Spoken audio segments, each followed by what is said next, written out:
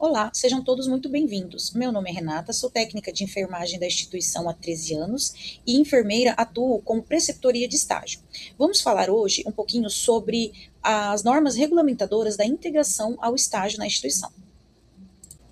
O hospital regional trata-se de um hospital terciário, atendemos cirurgias de grande porte, cirurgias cardíacas. A nossa missão: ofertar serviços de média e alta complexidade com ações integradas e humanizadas, promovendo o ensino e pesquisa. Qual é a visão? Ser referência em excelência nos serviços assistenciais, formação profissional, inovação tecnológica e produção científica. Os nossos valores são baseados na transparência, integralidade, modelo, ética, humanização e responsabilidade. Algumas orientações importantes para o ingresso dos estágios. O acadêmico, obrigatoriamente, ele necessita portar o crachá em nome da instituição, com o nome e a foto do acadêmico, e o crachá de acesso. Esse crachá de acesso ficará na posse do seu supervisor ou preceptor de estágio, tá? E salvo aqueles acadêmicos que vêm para estágio direto dentro do regional, com preceptoria dentro do regional. A esses acadêmicos é necessário o encaminhamento ao DPQI para retirada de cartão próprio. Acesso pelo subsolo, entrada dos servidores. Os acadêmicos não poderão entrar por qualquer outra portaria, a não ser esse acesso pelo menos um, que seria o subsolo, entrada dos servidores. É obrigatório usar roupa privativa e sapatos fechados e permeáveis, tá? Importante ressaltar que o acadêmico ele não pode sair do hospital vestindo essa roupa, pensando em contaminação, assim como o acadêmico ele não pode chegar de fora com essa roupa. O ideal seria trazer a roupa guardada e vestir aqui dentro da instituição, lembrando regras de biossegurança e risco de contaminação, tanto para o paciente dentro da instituição, como para a sociedade, quando você sai da unidade portando a roupa que você trabalhou, digamos assim. Pessoal, a apresentação do estagiário seria a apresentação pessoal do estagiário. Seria uniforme passado, uniforme limpo, cabelos presos, unhas curtas. Na unidade, a gente não questiona em relação à cor de esmalte para as meninas, mas é importante que seja íntegro, não pode ser aqueles esmaltes descascados, unhas compridas, adorno zero. Na instituição, é utilizado o programa Adorno Zero, ou seja, é proibido o uso de anel, brinco, relógio, piercing. Então, todos esses adornos precisam ser retirados antes de iniciar o estágio. Regras de biossegurança, que são super importantes, e os estagiários eles não podem permanecer ou transitar dentro da instituição sem o acompanhamento do preceptor. Não é permitido o ingresso ou a permanência de estagiários desacompanhados. Ainda nesse sentido, quando o preceptor já tiver ido para o seu setor, né, de campo de estágio, e o acadêmico chegar atrasado ou no meio, não será permitido a entrada, sem o acompanhamento do preceptor. Cumprir normas específicas de cada área, em especial as regulamentações do COFEN-COREM para estágio de enfermagem. Vale ressaltar que estagiários não podem realizar procedimentos, transportes, nenhum tipo de atendimentos desacompanhados da sua preceptoria, principalmente em relação à administração de medicação, preparo de medicações, procedimentos de alta complexidade. Os acadêmicos não podem realizar nenhum tipo de procedimento sozinhos. A atuação deve ser pautada pelo rigor ético, sigilo profissional e respeito às normas da LGPD, que é a Proteção Geral de Dados. Proibido o uso de celulares durante as atividades essenciais. Nós entendemos que existem algumas situações de emergência, às vezes um filho doente ou alguma coisa, mas é importante ressaltar que muitas das vezes você está fazendo um atendimento, prestando uma assistência para o paciente com o uso de celulares. Além de ser desrespeitoso à função que você está executando, isso também corre o risco de contaminação, tanto para o paciente quanto para o próprio portador do celular. Então, é importante ressaltar que é proibido o uso de celulares durante as atividades estagiárias. Segundo a NR 32, o ingresso das práticas estagiárias está condicionado à apresentação da caderneta de vacinação atualizada, com todas as vacinas, e é indispensável especificamente para a imunização de hepatite B. É importante também a apresentação do exame laboratorial de anti-HBS. Isso traz um respaldo e uma segurança principalmente para o próprio acadêmico. Postura e conduta profissional. Mantenha cordialidade e profissionalismo com pacientes e equipe. Você está adentrando um setor novo, um campo novo, e é importante que você entenda que ali já temos alguns profissionais atuando, então é super importante essa cordialidade e o respeito com a equipe, tanto quanto com a equipe com vocês. Ouça mais do que fale. Respeite a hierarquia e aos saberes. Entenda que cada área tem sua autonomia, mas o bem-estar do paciente é o objetivo em comum, tá? Comunicação assertiva. Precisamos alinhar o tratamento do paciente, informações do paciente, e por isso é super importante que tenhamos essa comunicação direta. Ao passar o caso ou tirar alguma dúvida, seja claro. Se não souber, admita. Não faça nada em dúvida, não deixe nenhuma informação sem transmitir à pessoa responsável que precisa dessa informação, tá? No hospital, o erro por omissão de dúvida é o mais perigoso. Então, sempre reconheça um erro e reconheça uma dificuldade. Estamos aqui para aprender e para ensinar também. Proatividade com limites.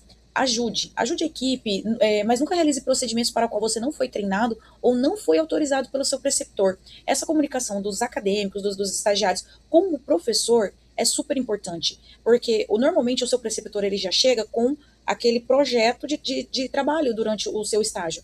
E é importante que você não passe por cima disso, porque ele está aqui justamente para isso, para te orientar e também para ser a ponte entre os estagiários e a equipe de enfermagem. Então é sempre bom respeitar essa hierarquia.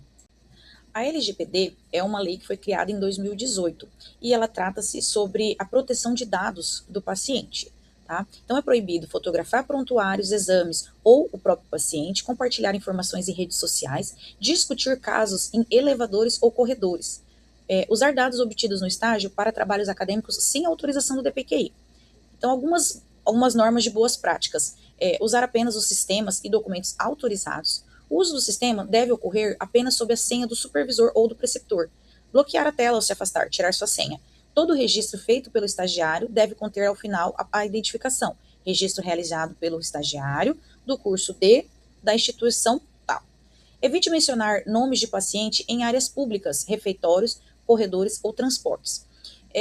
Ainda falando sobre a comunicação assertiva, é normal a gente discutir casos, mas para isso, faça isso de forma ética, dentro do próprio setor de origem e com pessoas que estão envolvidas no tratamento daquele paciente. Então é importante que vocês não fiquem comentando sobre casos, sobre pacientes dentro de elevador, porque já aconteceu muitos casos de ter familiares dentro de um elevador, por exemplo. Então, vamos prezar, né, pela proteção dos dados dos pacientes. 6 metas internacionais de segurança do paciente. Meta número 1, identificação correta. Todos os pacientes, eles precisam estar portando a pulseira contendo nome, data de nascimento e nome da mãe. E também, na cabeceira do leito, vai ter a identificação desse paciente contendo os mesmos dados. É importante a confirmação desses dados em cada procedimento que for ser realizado. Por mais que você já esteja com o paciente há muitos dias, é necessário fazer essa confirmação, tá? Meta número 2, comunicação efetiva. Foco na transmissão de informações, na passagem de plantão, contendo todas as informações importantes desse paciente. Técnica headback. É a técnica onde, ao receber uma ordem verbal, você deve escrevê-la e ler para a pessoa que te passou a ordem, confirmando assim, né, esta ordem e garantindo a segurança do paciente. Meta número 3, segurança medicamentosa. Atenção à administração de medicamentos de alta vigilância, como insulina, anticoagulantes e eletrólitos, sempre respeitando os certos do paciente. Paciente certo, dose certa, via certa. Dica, se você notar algo de estranho na prescrição, ou algo que pode estar incoerente, sempre confirme antes de fazer, ou algum frasco, ou algo estranho, sempre confirme antes de fazer, tá? Cirurgia segura. Trabalhamos com o checklist de cirurgia segura, contendo local certo, procedimento certo, paciente certo, marcação do sítio aonde vai ser operado e o time out. Time out é uma pausa antes do início da cirurgia, onde você faz toda a confirmação dos dados que constam no checklist. Meta 5, prevenção de infecção. A meta mais simples e muitas vezes a mais negligenciada. Os 5 momentos antes e após o contato com o paciente, antes de procedimentos limpos, após risco de exposição a fluidos e após contatos com áreas próximas do paciente. Nós estamos falando principalmente de lavagem das mãos, tá? É super importante e pode prevenir infecção cruzada, infecções por decorrência de má assistência. Prevenção de danos decorrentes de quedas e lesões por pressão. Trabalhamos com 2 escalas, as escalas de Braden para lesão por pressão e a escala de Morse para risco de queda. Tá? Então é importante nós efetuarmos a pontuação dessas 2 escalas e colocarmos em prática as intervenções, como por exemplo, mudança de decúbito, instalação de colchão de ar para prevenção de lesão por pressão e grades elevadas, rodas travadas, deixar todo o mobiliário mesinha de maio do lado do paciente, tudo pela segurança do paciente e prevendo uma possível queda.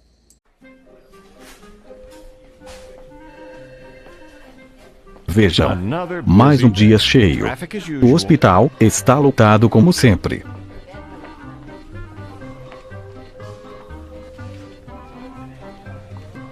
Olhe só para ele. O doutor passou direto pelo álcool gel. How's the light today? I'm a lot of pain, Doc. Still no better. No. All right, let's take a look here. Ele está sem luvas. Não acredito. Isso não está acontecendo.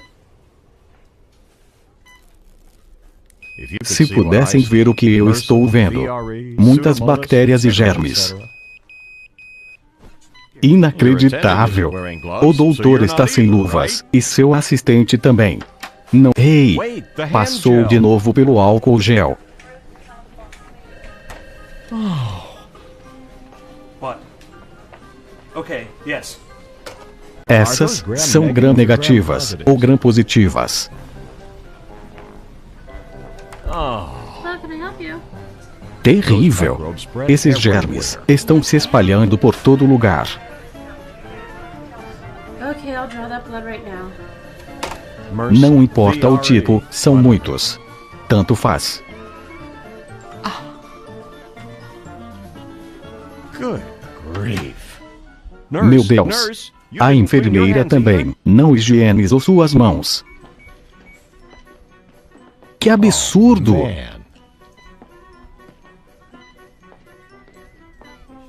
O paciente acabou de ser operado. E ela colocou um IV no pescoço dele, que vai até quase o coração. Não, nem pense nisso.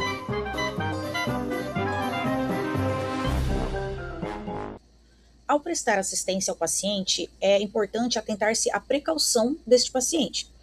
Quando falamos em precaução padrão, seria para todos os pacientes internados. Precaução de contato. Este paciente, ele provavelmente está infectado por algum micro-organismo, né? Então precisa de um cuidado a mais, principalmente ter uma distância mínima entre 2 leitos de 1 metro. Precaução para gotículas. O paciente precisa estar no quarto privativo. Se possível, sozinho. Se não precisar colocar outro paciente com ele, que tenha que ser um do mesmo micro-organismo. E a distância mínima deve ser de 1 metro entre os dois. Muita atenção ao transporte desses pacientes, que deve estar portando máscara cirúrgica durante toda a permanência fora do quarto. Já a precaução por aerossóis, além de o quarto privativo e o paciente poderá ser internado com outros pacientes do mesmo micro-organismo, é necessário ao profissional que vai atendê-lo estar portando a máscara PFF2, a famosa N95, para entrar no quarto. E a porta desse quarto tem que estar sempre fechada. Em casos de acidentes com materiais biológicos, que sejam eles sangue, secreções, alguma eliminação do paciente, precisamos seguir um fluxo. A ação imediata, pare o procedimento e realize a lavagem com água e sabão do local afetado, nos casos apropriados, e notifique imediatamente o supervisor, se possível, identificar a fonte. O atendimento médico será realizado de segunda a sexta na medicina do trabalho, no SESMIT, ou à noite ou finais de semana no UPA Leblon. Após o atendimento no UPA, é necessário retornar ao SESMIT em horário comercial para realizar a identificação, o protocolo deste acidente de trabalho. Isso respalda a segurança do estagiário. No slide a seguir, veremos um vídeo ilustrado do plano de gerenciamento de resíduos, contendo a segregação e descarte correto dos resíduos hospitalares. Hoje a gente vai conversar sobre um assunto que é, olha, fundamental para a segurança de todo mundo aqui no nosso ambiente de trabalho, a gestão de resíduos. E isso é muito mais do que só seguir regras, viu? É sobre o nosso compromisso de cada dia com a proteção de todos nós. Para a gente começar, fica aqui uma pergunta para pensar. Cada lixeira, cada saquinho de lixo, tudo isso tem um destino certo. A nossa missão aqui hoje é garantir que todo mundo que trabalha neste hospital saiba, sem sombra de dúvida, qual é esse destino e por quê. A verdade é que o descarte errado não é um errinho qualquer. É um risco real, um risco para a nossa equipe, para os nossos pacientes e, claro, para a comunidade lá fora. É por isso que esse assunto é tão importante. É o PGRS, que significa Plano de Gerenciamento de Resíduos de Serviço de Saúde. É esse documento que guia tudo que a gente faz, desde a hora que o lixo é gerado até o destino final dele. O caminho do resíduo aqui dentro do hospital tem várias etapas. Mas o ponto mais crucial de todos é o primeiro, a segregação. É nesse comecinho que a atitude de cada um faz toda a diferença para o sucesso do processo inteiro. A segregação é a base, o alicerce de tudo. É nesse momento que cada um de nós se torna, de fato, a primeira linha de defesa da segurança no hospital. A definição do nosso plano é bem clara. A separação acontece no momento e local de sua geração. O que isso quer dizer na prática? Que não é para deixar para depois. É uma ação na hora, feita ali mesmo, por quem gerou aquele resíduo. E para fazer isso direitinho, tem umas regras de ouro, sabe? Por exemplo, nunca encher um saco ou uma caixa além de 2/3. Isso evita que rasgue, que vaze, evita acidentes. Outra coisa fundamental, jamais, em hipótese alguma, reutilizar sacos de lixo. São coisas simples como usar lixeiras de pedal que fazem uma baita diferença e previnem acidentes graves. O que vai onde? Vamos passar juntos pelo nosso sistema de cores para não ter mais erro. Começando pelo mais simples, o resíduo comum, que é o do grupo D. O destino dele é sempre o saco preto. Esse é o lixo que não tem risco biológico, químico ou radiológico. É o lixo normal, digamos assim. Então, o que a gente joga aqui, pensa no lixo do dia a dia. Papel toalha do banheiro, as sobras de comida lá do refeitório, o lixo do escritório e mesmo nas áreas de cuidado com o paciente, coisas como embalagens e fraldas, se não estiverem contaminadas, vem para cá. Agora vamos para uma categoria que exige atenção máxima, o resíduo infectante, do grupo A. A cor dele é o branco leitoso. Aqui a gente vai descartar tudo aquilo que pode ter agentes biológicos e, por isso, tem risco de infecção. Isso inclui luvas e gases com sangue ou fluidos, seringas sem agulha, sondas, e aqui tem uma regra de ouro, gente. Tudo, absolutamente tudo que sai de um quarto de isolamento vai direto para o saco branco. Teve contato com o paciente ou com fluidos, o destino é sempre esse, não tem exceção. Próximo, resíduo químico. O grupo B, que a gente identifica pelo saco laranja. São materiais que, pela composição química deles, precisam de um tratamento todo especial. Por isso, não podem de jeito nenhum ser misturados com os outros tipos de lixo. O que entra aqui? Medicamentos vencidos, qualquer material que teve contato com quimioterápicos, até reagentes de laboratório ou produtos de limpeza que passaram da validade. A lógica é bem simples. Se é um resíduo químico, o destino é o saco laranja. E por último, mas talvez o mais perigoso quando se fala em acidentes de trabalho. O grupo E, os perfuro-cortentes. O destino deles é um só, e é único, a caixa rígida amarela, que foi feita exatamente para não ser perfurada. O que vai aqui dentro? Agulhas com ou sem a seringa, lâminas de bisturi, ampolas de vidro, mesmo vazias, e qualquer caco de vidro de laboratório. A regra é clara. Se pode cortar ou perfurar, o lugar é na caixa amarela. Sem exceção. Ponto final. E aqui tem um ponto de segurança que não é negociável. A caixa amarela nunca deve ser cheia até a boca. O descarte tem que ser feito quando chegar nos 2/3 da capacidade. Por quê? É simples. Para garantir que a próxima pessoa que for usar a caixa não se machuque tentando colocar um item num lugar que já está lotado. É pura segurança. Tá, mas e se acontecer um erro? Alguém sem querer joga uma luva com sangue no lixo comum. O que fazer? A primeiríssima regra é: não tente tirar o item de lá. Fazer isso só aumenta o risco de se contaminar. A atitude correta é chamar a equipe de higienização. Eles vão fechar o saco preto e colocar ele inteiro dentro de um saco branco. Problema resolvido com total segurança. Chegando aqui no finalzinho, a mensagem principal é essa. A segurança é uma responsabilidade compartilhada. Cada descarte certo, cada caixa amarela fechada na hora certa, cada pequena ação conta. E muito.